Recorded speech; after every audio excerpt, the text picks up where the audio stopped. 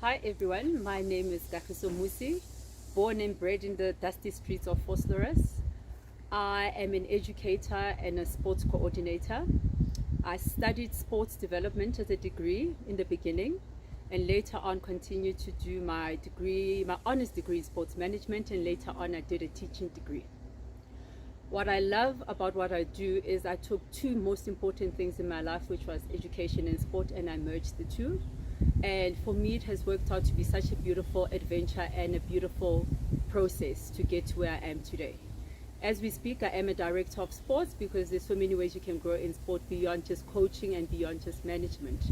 And I would truly encourage girls and boys who would love to study sport to really think about it, because our country could use young girls and boys who are very determined to grow the development of our country and go into our schools as well, and to build that and to teach younger generations to come that it is possible to succeed using sport and education and still be as successful as everybody else out there.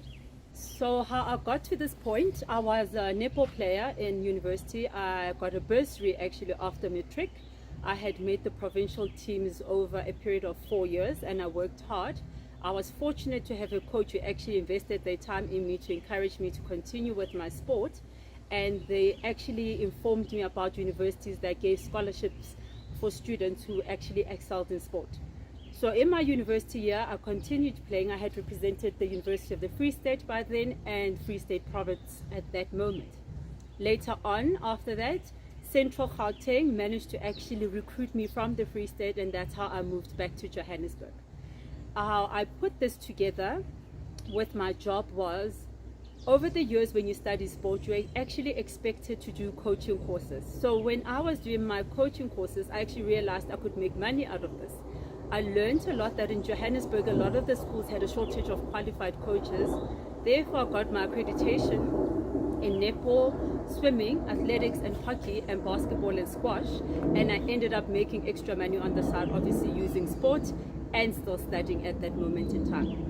The challenges, however, that I faced obviously was age. A lot of people were quite reluctant in the beginning to employ me, purely because of I was young, I was still in university, and my commitment to the school was very important to them at that time. And because of my studies and classes, I had to learn to manage my time, my studies and work, and all of that together.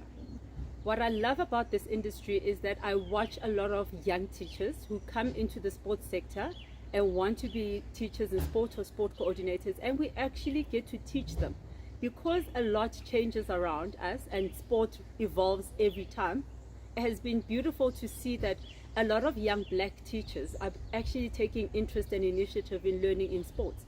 However, I would like to encourage that more black young girls to actually give it their best and try this industry, because it's such a rare industry where you find women are reluctant to actually give it a go, purely because it's so male dominant. For me, it took a lot. It took a lot of thick skin. I had to toughen up and not cry about everything. And I learned, that taught me a lot about myself. It taught me a lot about my job. And I am where I am right now because of all my past challenges that I had to face and the successes that came with my job. Yes. So the challenges that I faced, besides just the age factor, was the race factor, being a young black woman. Especially the rugby industry wasn't so trustworthy, but we had to pay our dues and we worked our way up to the top. And other challenges I had to face, I was a woman and working in a male dominated sector. I did a bit of work in football, I did a work in rugby and hockey, and it's not easy to really trust women in those sports. But like I said, you can always work your way to the top and actually prove your competence with it, without having to be doubtful of yourself. Just be resilient, be out there, be outgoing, and trust yourself, trust your instinct, and trust your work and what you're capable of doing. Because I believe a lot of girls hold back, not because they're not capable, but because we tend to think societal issues that women aren't supposed to really be in the male industry. And I know a lot of girls can succeed in what they do in sport.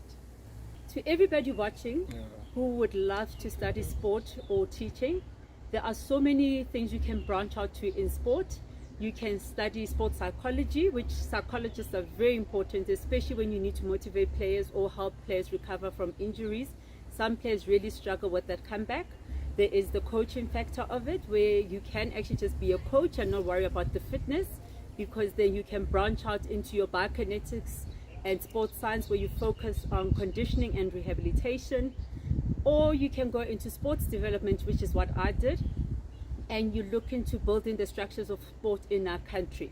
And then you have sports management, where you manage facilities, you manage teams, and you have sports marketing, which is where your advertising comes in. You get your Tri-Nations, your World Cup, you get to actually expose your sporting codes. So sport is becoming a very big thing in the world, and I would encourage anybody who actually has the passion for it, but is dedicated to working hard, to actually really find what works for them. And to those teachers who would love to do sport and teaching, I would say study your sports degree first, and then later on you can branch out and do a postgrad certificate, which now gives you an opportunity to study sport and still do teaching, and you will be qualified